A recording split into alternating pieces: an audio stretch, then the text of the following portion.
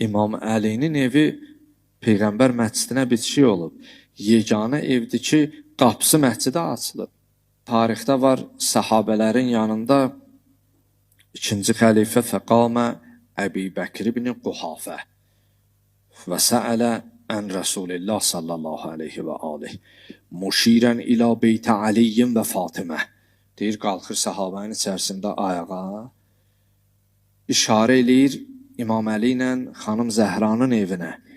Deyir, ya Rasulallah, əhəzəl beyt minha, bu ev də o evlərdəndir, o evlərdəndir ki, Allahın adı çəkilir və nuru səmaya ucalır. Peyğəmbər salavatullah buyurur, nəam, bəl min əfadiliha, bəli, bu ev o evlərin ən üstünlərindən, ən fəzilətlilərindəndir.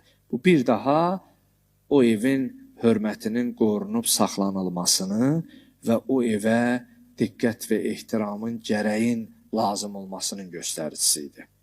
Amma nə edək ki, çox əfsuslar olsun, Peyğəmbər salavatullahın şəhadətindən sonra həmin vəhy evinə hücum başladı.